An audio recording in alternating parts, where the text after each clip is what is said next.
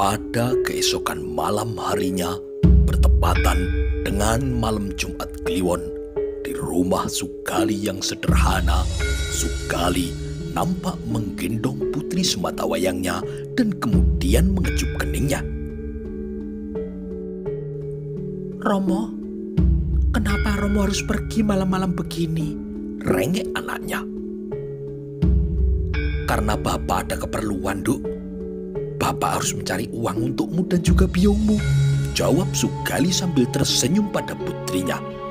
Istri Sugali tersenyum hambar melihat suami dan putrinya tersebut. Hatinya sangat merasa tidak enak, seperti ada firasat buruk yang menghampirinya sejak kemarin. Ingin benar ia melarang suaminya untuk pergi malam ini. "Kamu kenapa, Nyai?" tanya Sugali yang mengetahui kegelisahan istrinya. "Tidak apa-apa, Kakang," ucap Surti, istri dari Sugali. "Kakang, bisakah malam ini saja Kakang tidak pergi? Hati saya merasa tidak enak, Kang." Sugali terdiam mendengar permintaan istrinya itu. Ia kemudian menatap ke sekeliling rumahnya. Rumahnya memang masih sangat sederhana dan cenderung masih sama dengan rumahnya yang dulu sebelum ia mendapat ilmu demit dari Goa Karang Demit. Hanya saja tembok yang rusak dan juga atap yang bocor sudah diperbaiki. Ya, Sugali memang sengaja tidak langsung hidup mewah. Ia menyembunyikan semua harta curiannya dan hanya menggunakannya secukupnya. Hal itu ia lakukan karena ia masih merasa belum cukup dan juga belum puas untuk merampok dari orang-orang desa yang telah menyakitinya dan juga tidak peduli pada nasib keluarganya. Sehingga kini ia akan terus merampok sampai semua warga desanya jatuh miskin atau menderita sampai mati.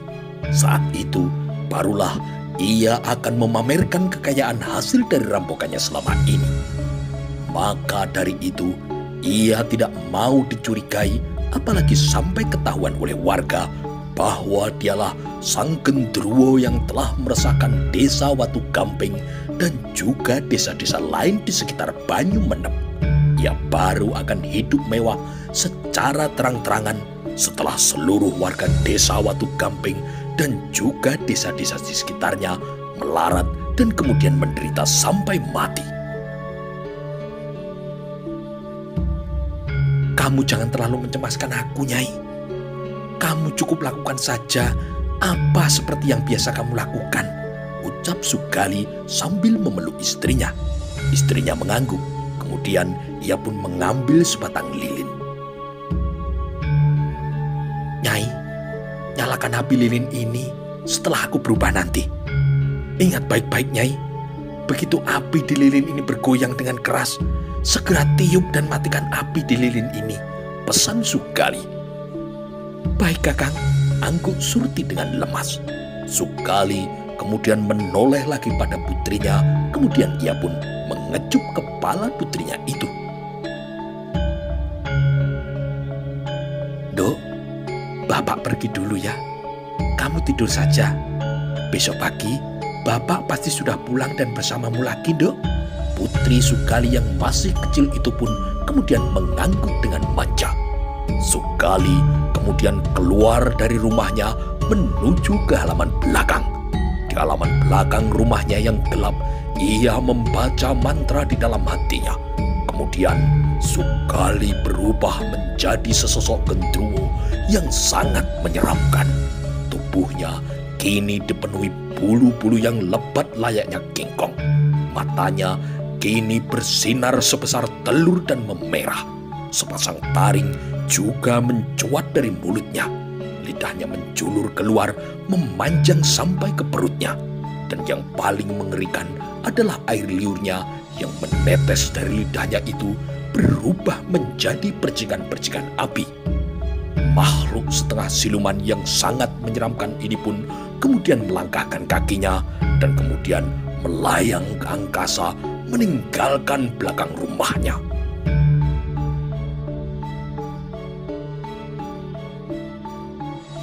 Makhluk yang mengerikan itu kemudian berhenti di halaman belakang rumah Ki Warto, seorang tuan tanah yang kaya raya namun terkenal sangat pelit. Gendruwo, penjelmaan dari Sugali itu, kemudian berjalan menembus tembok rumah Ki Warto. Dilihatnya, Ki Warto dan istrinya sedang tidur dengan lelap. Sugali kemudian menggosok-gosokkan tangannya pada lemari di kamar Ki Warto. Aneh bin ajaib, di rumah Sugali di dekat Surti yang sedang menjaga lilin Sugali, terdapat sebuah gentong yang besar dari tanah liat. Tiba-tiba saja meluncurlah beberapa kepingan uang emas dan perak serta berbagai macam perhiasan yang masuk ke dalam gentong tersebut. Setelah merasa cukup, Sugali kemudian meninggalkan rumah Ki Warto lalu terbang menuju ke rumah sasaran berikutnya. Namun satu hal yang tidak disadari Sugali, di rumahnya Surti yang sedang terus memperhatikan lilin Sugali tiba-tiba dengan perasaan yang gelisah, ia diserang rasa kantuk yang teramat sangat. Berkali-kali ia berusaha untuk tetap sadar, namun tak urung jua ia jatuh tertidur. Pada saat yang bersamaan, beberapa warga desa yang nekat untuk berjaga karena tergiur oleh imbalan dari Ki Temang nampak sedang meronda. Mereka terbagi menjadi beberapa kelompok yang masing-masing terdiri dari 2 orang untuk berkeliling desa dan menjaga pos di alun-alun desa secara bergantian. Malam menjadi semakin larut, mendekati waktu pergantian hari ketika Kusno dan Wardono yang kebagian untuk berkeliling ke arah selatan desanya. Sebenarnya, kedua pria parubaya yang sangat ketakutan itu tidak berniat untuk meronda di desanya. Tetapi karena tergiur oleh imbalan yang besar dari Ki Temang, mereka pun kini menjadi nekat untuk meronda. Malam Jumat Kliwon, apesnya kita malah kebagian yang meronda tengah malam. Yang kebagian paling awal pena, belum terlalu malam. Jadi sekarang mereka sudah bisa tertidur, gerutu Wardono. Lah piye meneh Kang, nasib kita saja yang sedang apes, kebagian ronda yang paling malam. Ini aku juga terpaksa ikut meronda karena istriku tergiur oleh imbalan dari Ki Temang. Sebenarnya lumayan juga Kang, mumpung masih musim paceklik begini, sahut Kusno. Ya, bener juga. Aku juga dipaksa ikut oleh istriku. Tapi kalau dipikir lagi, kalaupun kita dapat upah dari Ki Temang, bagaimana kalau upah kita nanti itu dicuri sama gendruwo itu? Sudah kita mempertaruhkan nyawa kita malam ini, harta kita dirampok pula. Amit-amit, Wardono bergidik. Lah iya Kang, tetapi kalau aku pikir lagi, daripada kita diem di rumah cuma dikeloni istri kita, memang mending meronda. Setidaknya ini adalah salah satu ikhtiar kita untuk menjaga harta benda kita Kang. Ya meskipun harta benda kita juga tidak seberapa jika dibanding dengan harta Ki Temang atau hartanya Ki Wardo, sahut Kusno yang mencoba menenangkan Wardono. Ya, terakhir kali Ki Katijo yang jadi korban. Gelang, kalung, beras sak petaringan habis semuanya, angguk Wardono. Baru saja Wardono menutup mulutnya, tiba-tiba ia mendengar suara geraman-geraman aneh. Ia pun kemudian mengedarkan pandangannya ke sekitar. Dan alangkah terkejutnya kini ketika ia melihat sesosok gendruwo yang sangat mengerikan di bawah pohon waru, beberapa meter dari tempat mereka berdiri. Kos, itu apa Kos? Apa? Ngopo kowe? Tanya Kusno sambil menepuk-nepuk pundak Wardono.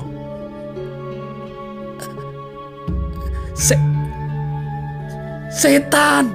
Jerit Wardono sambil menunjuk ke arah pohon waru. Mendengar kata-kata dari kawannya itu, Kusno pun kini melirik ke arah terunjuk Wardono. Dan benar saja, di sana ada gendruwo yang mereka takutkan itu. Tanpa babi bu lagi, ia langsung melarikan diri meninggalkan Wardono.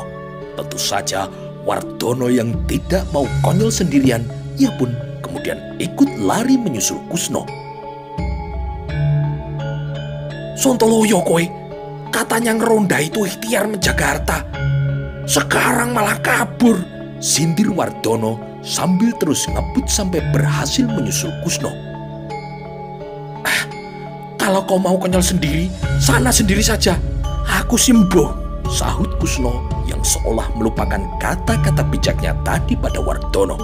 Alangkah terkejutnya mereka ketika mereka menengok ke belakang mereka dan ternyata gendruwo itu mengejar mereka dan sudah sangat dekat. Mereka pun kini jadi panik sampai kaki mereka terasa lemas. Akhirnya Kusno terjatuh dan menarik kaki Wardono sehingga Wardono pun ikut terjatuh. Mereka pun kini saling berpelukan dengan celana masing-masing basah ketika gendruwo itu telah berada di hadapan mereka. Ketika mereka sudah pasrah, tiba-tiba sesosok tubuh melesat dan mengirimkan satu tendangan pada gendruwo itu. Makhluk setengah siluman itu pun kemudian terpapah mundur beberapa langkah. Ternyata Raden Ronggolah yang telah menolong kedua warga desa tersebut. Ki Temang dan Warboyo ternyata juga ikut hadir di sana dan menolong Kusno Setara Wardoyo untuk berdiri.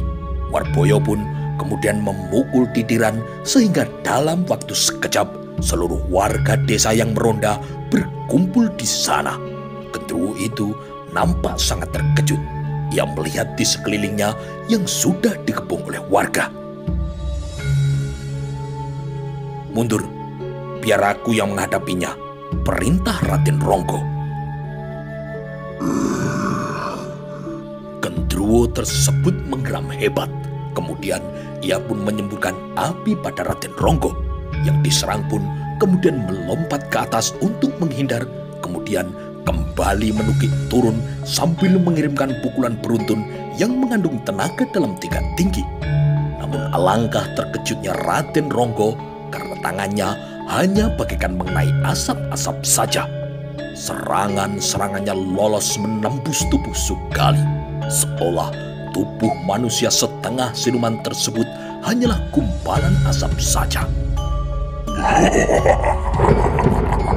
Sugali tertawa terbahak yang suaranya menggetarkan bumi yang mereka pijak dan kemudian menimbulkan angin ribut yang sangat deras. Sugali pun kini menutup tawanya dengan mengirimkan tangan kanannya ke depan. Menderulah kini satu bola api yang sebesar buah kelapa hingga menerjang Raden Ronggo.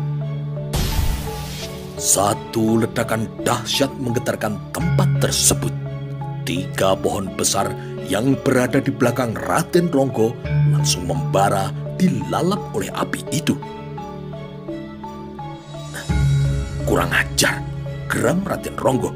Tiba-tiba ia teringat pada cerita romonya dulu ketika mereka membabat alas mentau. Sang Senopati pun dulu juga pernah menghadapi makhluk gendruwo seperti yang kini sedang ia hadapi. Waktu itu romonya menancapkan kerisnya terlebih dulu ke tanah. Barulah keris itu mampu melukai gendruwo lawannya itu. Raden Ronggo kemudian mencabut kerisnya dan kemudian menusukkannya ke tanah.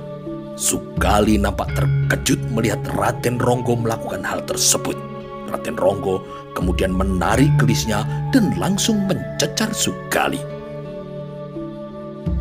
Kini Sugali terus menghindari serangan-serangan ujung keris Raden Ronggo yang bagaikan curah hujan yang gelagapan itu.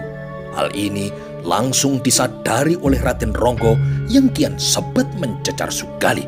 Dan pada satu kesempatan, karena Sugali menjadi kian panik oleh serangan-serangan dari Raden Ronggo, dadanya terkena serempet ujung keris Raden Ronggo yang sebenarnya nyaris ia hindari.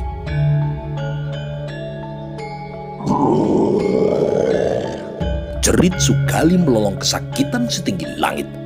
Dari dadanya yang terkena goresan keris dari Raden Ronggo, kini nampak mengucur darah busuk yang berwarna hitam yang kemudian mengepulkan asap yang berbau bangkai. Raden Ronggo agak terkesima melihat Gendruwo yang terluka di dadanya tersebut. Kesempatan itu tidak disia-siakan oleh Sugali.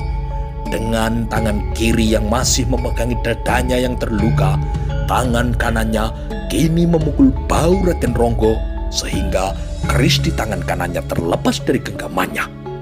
Raden Ronggo agak terkejut dengan serangan yang mendadak tersebut. Namun Sugali kembali mencecarnya hingga ia terpaksa melompat mundur menjauh. Baiklah, aku tidak butuh keris itu. Keris itu hanya keris mainan yang aku beli di pasar. Pasti menjadi suatu kehormatan karena keris itu berhasil melukai tubuhmu, ya. Ejek Raden Ronggo. Sugali menggeram dan kembali melepaskan pukulan bola apinya. Tetapi kali ini Raden Ronggo yang sudah berhasil mengukur kehebatan ilmu Sugali, ia tidak menghindar. Ia malah seperti sengaja membiarkan tubuhnya terkena pukulan dari Sugali. Pukulan bola api dari Sugali telah bersarang di dada Raden Ronggo. Raden Ronggo pun terpental jatuh ke belakang. Ia kemudian menubruk sebuah pohon sampai roboh dan jatuh terguling-guling, kemudian tidak berkutik lagi.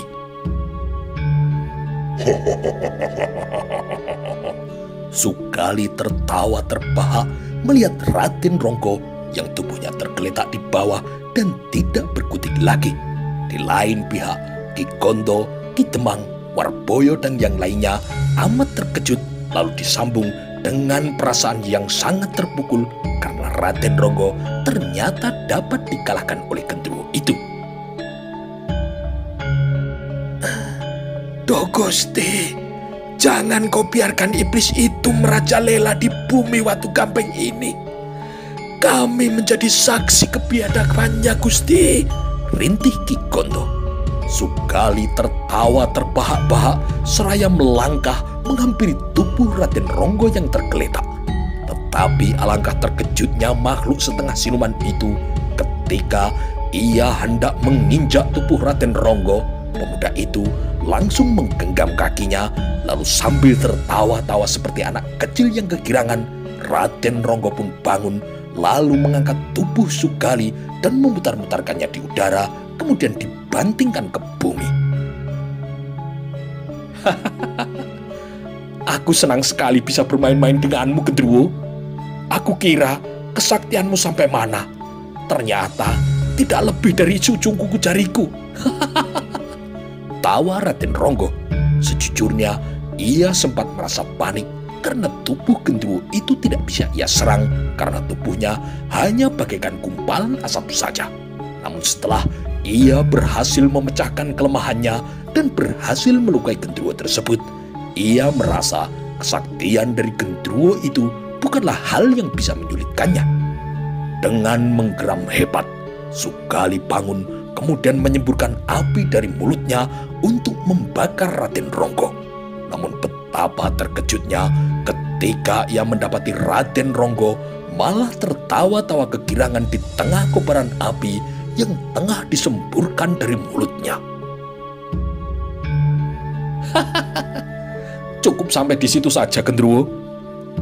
Sekarang giliranku. Raden Ronggo pun kini mengangkat kedua tangannya ke angkasa. Dari telapak tangannya memancar cahaya perak yang menyilaukan dan teramat panas, serta mengeluarkan suara menggelegar bagaikan guntur yang bergemuruh. Itu adalah pertanda bahwa Raden Ronggo hendak mengeluarkan aji pamungkasnya, yaitu aji gelap ngampar.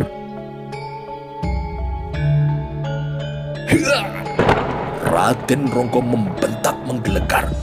Dari kedua tangannya menderulah sebuah petir raksasa yang berwarna perak yang bermata amat panas. Sugali menjerit ketika pukulan aji gelap ngampar mirip Raden Ronggo tidak bisa ia hindari dan kemudian bersarang telak di dadanya. Di rumah Sugali, Surti yang terbangun karena kaget ketika lilin yang seharusnya ia jaga apinya langsung padam dan kemudian terpelanting dari tempatnya sampai patah. Surti yang terkejut melihat lilin tersebut kemudian langsung menangis jadi-jadinya karena ia tahu bahwa jika lilin itu padam berarti Sugali telah tewas. Putrinya pun kemudian juga terbangun ketika mendengar isak tangis dari biungnya, seolah ia juga mendapat firasat buruk. Sementara itu, tubuh Gendruwo Sugali itu mencelat beberapa tombak ke belakang.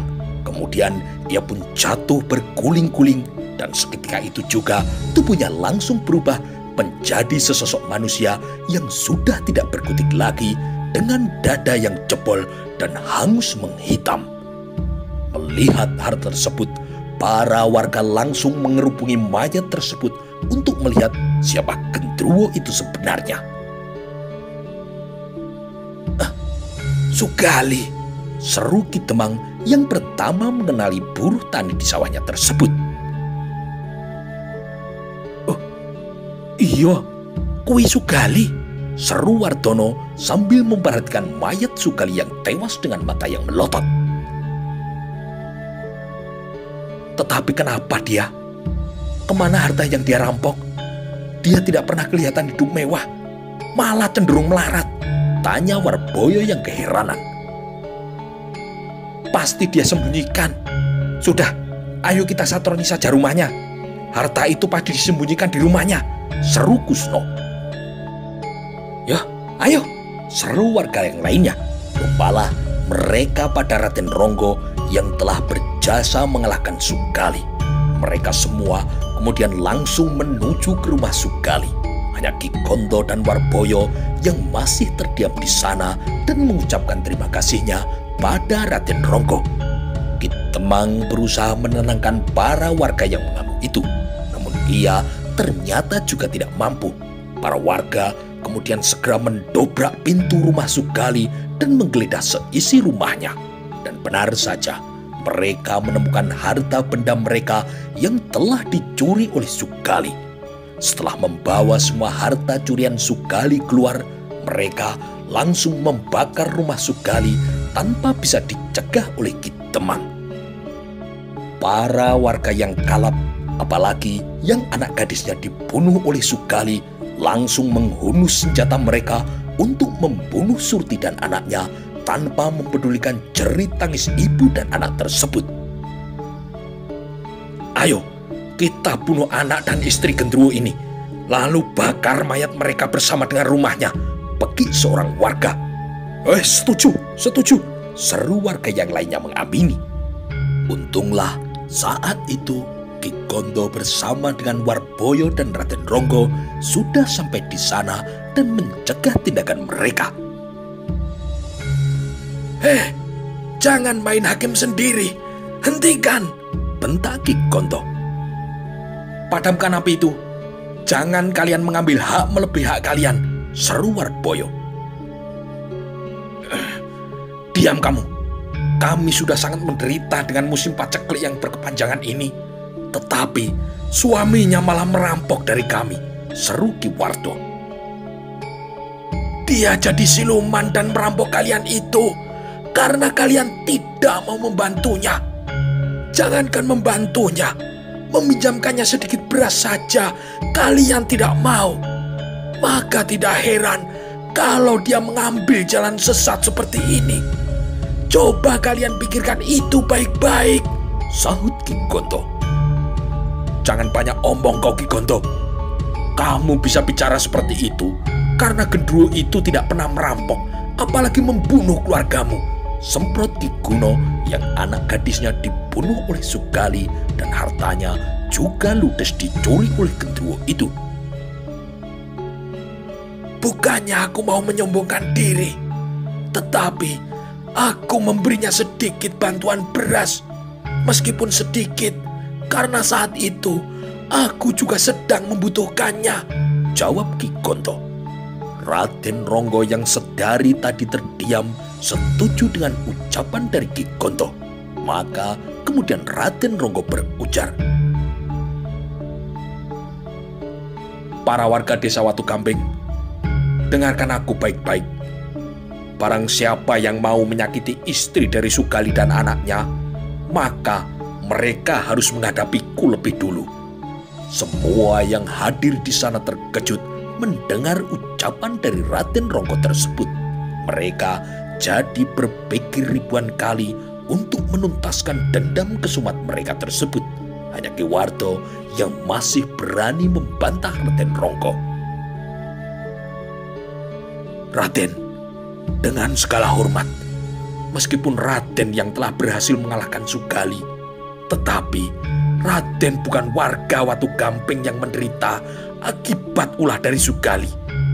Jadi Raden tidak berhak untuk melarang kami menghukum istri dan anaknya yang mungkin juga ikut menikmati harta curinya itu. Raden Ronggo mendelik mendengar ucapan dari Ki Warto. Tersinggung benar ia telah disanggah begitu rupa. Kalau begitu, kenapa kalian tidak berani menghadapi Sugali?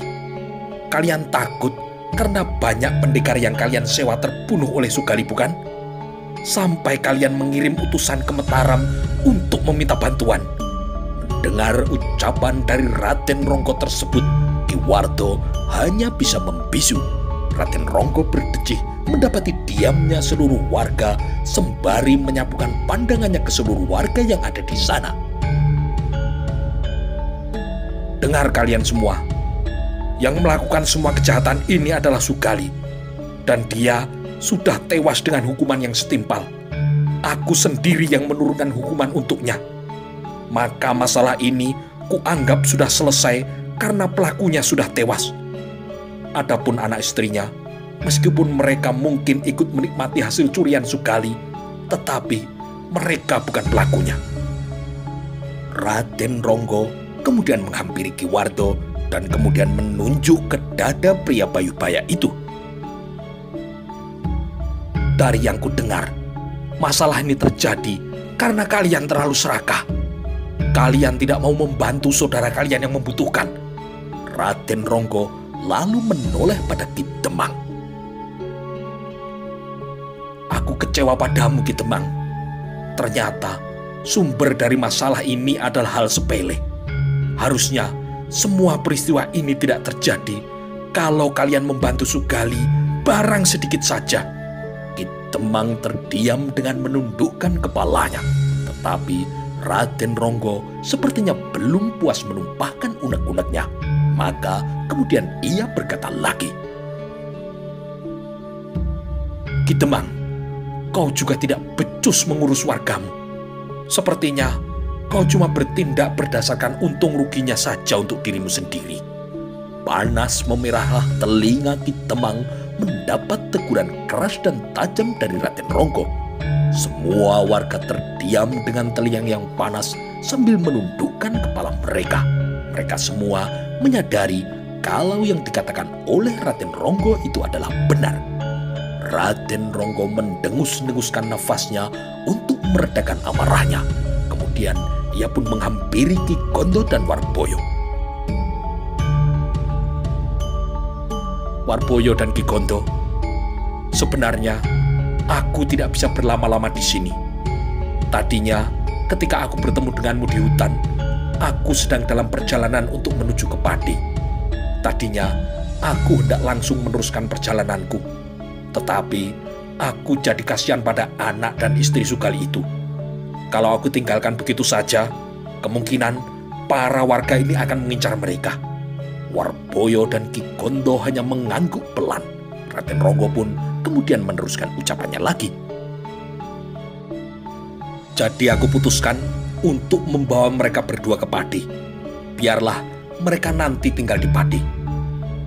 Tetapi karena mereka perempuan, kalau aku bawa begitu saja, nanti akan timbul fitnah. Maka aku minta kau Warboyo dan juga istrimu untuk ikut pergi ke Pati bersamaku dan juga anak istri Sugali agar tidak terjadi fitnah. Bagaimana? Kau sanggup? Warboyo terdiam sejenak sambil melirik pada Ki Demang. Ki Demang mengangguk perlahan bertanda mengizinkannya. Maka Warboyo pun kemudian menyanggupi permintaan dari Raden Ronggo itu. Baik Raden, saya bersedia. Baik, kalau begitu kita berangkat pagi ini juga. Raden Ronggo kemudian menghampiri Surti dan putrinya yang masih menangis sesenggukan. Kalian dengar bukan? Kalian akan aku bawa ke Pati untuk selanjutnya hidup di sana tanpa ada yang mengetahui masa lalu kalian. Kalian bisa memulai lembaran hidup baru di sana. Bagaimana? Entah apa yang dirasakan Surti saat itu. Ia ditolong oleh pembunuh suaminya sendiri. Namun, ia tidak bisa menaruh dendam pada Raden Ronggo yang telah berbaik hati untuk menolongnya. Apalagi jika dilihat dari sisi manapun juga, mendiang suaminya lah yang telah bersalah. Maka kemudian ia pun mengiyakan untuk ikut bersama dengan Raden Ronggo. Baik Raden, saya akan serahkan hidup dan mati saya pada Raden. Saya akan ikuti semua kehendak Raden. Saat itu, Ki Demang yang sedari tadi terdiam kemudian memberanikan diri untuk menghampiri Raden Ronggo. Raden, mohon maaf, saya terlambat mengucapkan terima kasih. Saya mengucapkan terima kasih yang sedalam-dalamnya karena Raden telah mengakhiri petaka yang menimpa desa kami dan menghindarkan kami dari petaka yang baru karena terlalu bernafsu untuk mencelakai anak dan istri Sugali, Raden. Sudahlah Ki Demang, tidak usah dipikirkan, ucap Raden Ronggo yang jadi merasa sebel pada Ki Demang yang dianggapnya tidak becus dalam pekerjaan ini. Dan perihal status desa ini bagaimana, Raden? Ki Demang nampaknya sangat sungkan untuk melanjutkan ucapannya. Raden Ronggo bisa menebak apa yang dimaksud oleh Ki Demang. Ia pun kemudian menyela omongan dari Ki Demang. Kalau Ki Demang ingin desa ini bergabung dengan Mataram atau tetap masuk dalam wilayah Pajang, itu terserah Ki Demang. Saya dan semua orang Mataram tidak pamrih, karena bukan adat kami untuk menjadi orang yang pamrih. Namun, kalau Ki Demang ingin bergabung dengan Mataram, monggo silakan saja langsung datang ke Mataram untuk menghadap Romo Senopati. Dan silakan sampaikan semua yang terjadi di Watu Gamping ini. Baik Raden, angguk Ki Demang yang menjadi mantap untuk bergabung dengan Mataram. Pada pagi harinya, Raden Ronggo bersama dengan anak dan istri Sugali disertai Warboyo dan istrinya serta beberapa prajurit Kademangan langsung pergi meninggalkan Watu Gamping untuk menuju ke daerah Pati. Adapun Ki Demang dan Ki Gondo kemudian mengadakan rembuk warga untuk menentukan nasib dari Watu Gamping selanjutnya. Akhirnya mereka pun memutuskan untuk mengangkat Ki Gondo menjadi Demang yang baru mereka. Dengan suara yang bulat, mereka menyatakan diri untuk bergabung dengan Mataram karena mereka telah merasa berhutang budi pada Raden Ronggo. Ki Gondo sendiri yang berangkat menuju ke Mataram untuk menemui Sang Senopati dan juga Ki Jurumertani demi menyampaikan maksud dari seluruh warga desa Watu Gamping untuk bergabung dengan Mataram.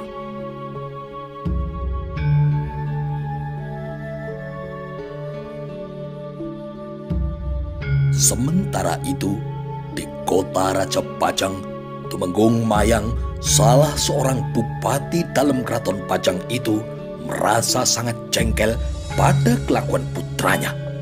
Ia sudah kehabisan akal untuk mendidik putra tunggalnya yang selalu berulah mengganggu para gadis di wilayah Pajang.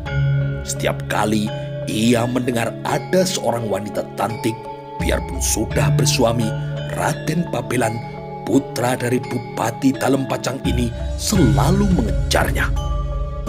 Entah mengapa, para wanita yang dikejar oleh Raden Babelan semuanya bersedia dan malah dengan senang hati menyerahkan kehormatan mereka pada Raden Babelan. Memang putra dari Tumenggung Mayang itu sangat ternama ketampanan dan kegagahannya. Namun rasanya masih sulit diterima dengan akal yang sehat bahwa semua wanita yang ia temui bisa diteguhkannya. Desas-desus pun berseliweran bahwa Raden Pabelan memiliki aji gendam sukmo. Karena sulit diterima dengan akal yang sehat, ia bisa menaklukkan hati semua perempuan yang telah ia sukai. Entah sudah berapa kali Tumenggung Mayang menegur putranya yang bermata keranjang tersebut.